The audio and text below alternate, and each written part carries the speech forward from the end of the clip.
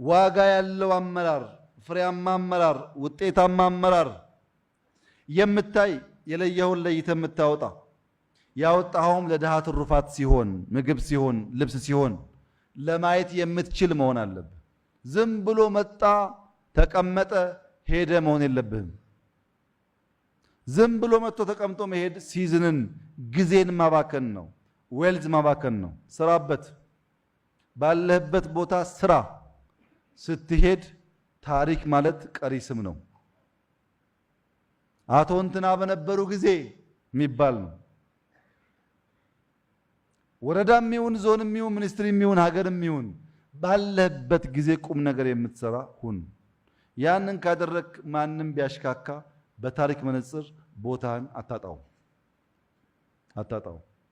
ካልሰራስ ማን ይናገርልሃል? ስትሄድ እኮ የሚናገር ፒአር የለም። ፒአሩ የአዲሱ አለቃ ፒአር ነው የሚሆነው። የሚናገርልህ ትተሄድከው ስራ ብቻ ነው።